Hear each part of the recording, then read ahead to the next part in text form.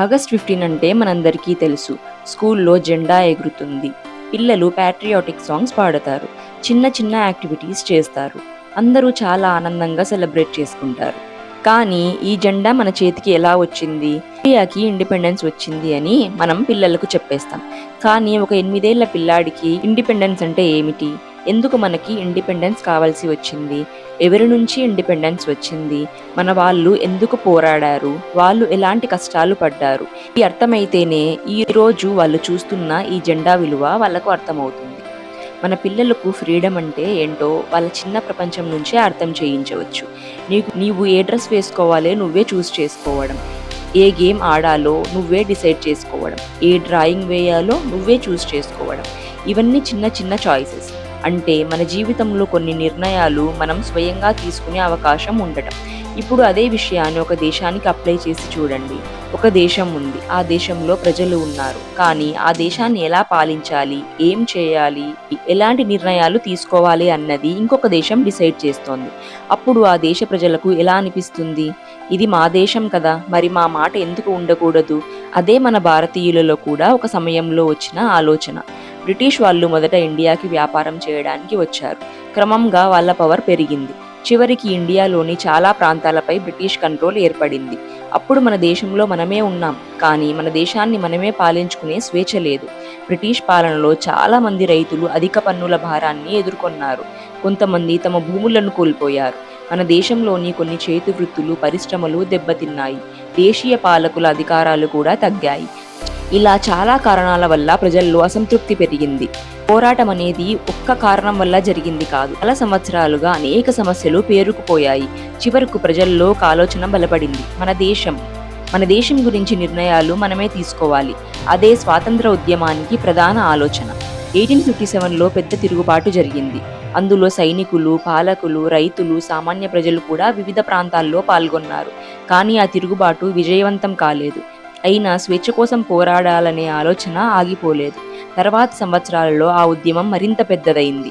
అందరూ ఒకే విధంగా పోరాడలేదు. ఇది పిల్లలు తెలుసుకోవాల్సిన ఒక ముఖ్యమైన విషయం. కొంతమంది నిరసనలు చేశారు, కొంతమంది బ్రిటిష్ వస్తువులను బహిష్కరించారు, కొంతమంది ప్రజలను సంఘటితం చేశారు, కొంతమంది అహింసా మార్గాల్లో పోరాడారు, కొంతమంది విప్లవ మార్గాన్ని ఎంచుకున్నారు. అంటే స్వాతంత్ర ఉద్యమం ఒక్క వ్యక్తి స్టోరీ కాదు, ఎంతో మంది చేసిన ఎన్నో పోరాటాల స్టోరీ. గాంధీజీ అహింస, సత్యాగ్రహం ద్వారా పెద్ద సంఖ్యలో ప్రజలను ఉద్యమంలోకి తీసుకువచ్చారు. భగత్ సింగ్, చంద్రశేఖర్ ఆజాద్, సుభాష్ చంద్రబోస్, రాణి లక్ష్మీబాయి, అల్లూరి సీతారామరాజు వంటి ఎంతో మంది వేర్వేరు మార్గాల్లో బ్రిటిష్ పాలనకు వ్యతిరేకంగా పోరాడారు. వాళ్ళందరి పేర్లు మన పిల్లలకి ఇప్పుడే గుర్తుపెట్టుకోవాల్సిన అవసరం లేదు.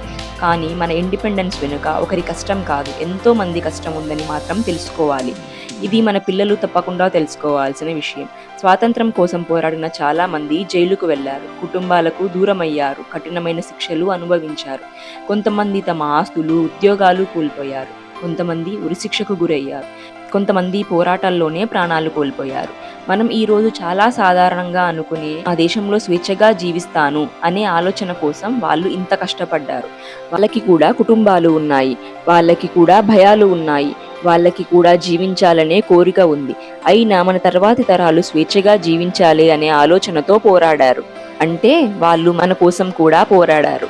చాలా సంవత్సరాలుగా సాగిన పోరాటాలు, ప్రజల ఉద్యమాలు, నిరసనలు, త్యాగాలు ఇవన్నీ కలిసి స్వాతంత్రం కోసం డిమాండ్ను మరింత బలపరిచాయి. చివరకు 1947 ఆగస్ట్ 15న ఇండియా స్వాతంత్ర దేశంగా మారింది.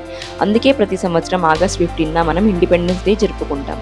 కానీ ఆ రోజు పూర్తిగా ఆనందంతోనే నిండలేదు. దేశ విభజన జరిగింది. చాలా మంది ప్రజలు తమ ఇల్లు వదిలి వెళ్లాల్సి వచ్చింది. హింస జరిగింది, కుటుంబాలు విడిపోయాయి, చాలా ప్రాణాలు పోయాయి. అందుకే మన ఇండిపెండెన్స్ వెనుక ఆనందం మాత్రమే కాదు, చాలా సాక్రిఫైస్, స్ట్రగుల్, పెయిన్ కూడా ఉన్నాయి.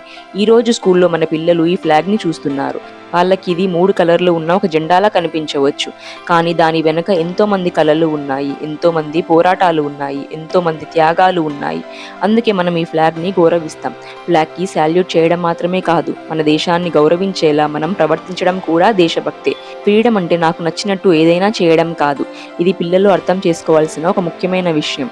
మనకి ఫ్రీడమ్ వచ్చింది కాబట్టి నాకు నచ్చినట్టు ఏదైనా చేస్తాను అనడం కాదు. సైకిల్ నడిపే ఫ్రీడమ్ ఉంది, కానీ ట్రాఫిక్ రూల్స్ ఫాలో చేయాలి. నీకు మాట్లాడే ఫ్రీడమ్ ఉంది కానీ ఇంకొకరిని బాధించేలా మాట్లాడకూడదు.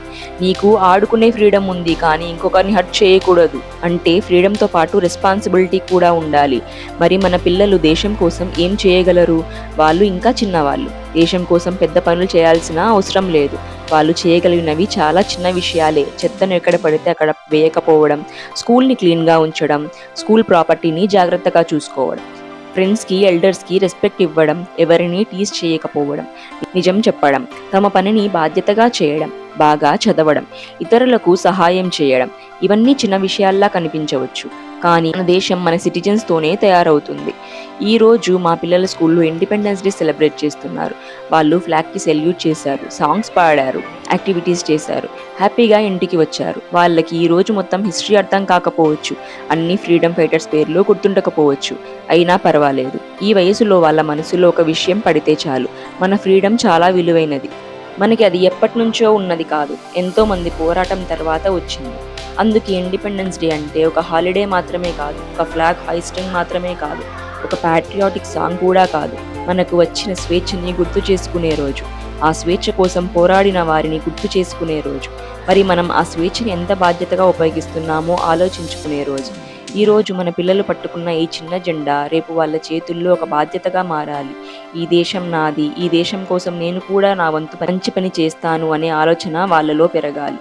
అదే నిజమైన independence day lesson. Happy independence day.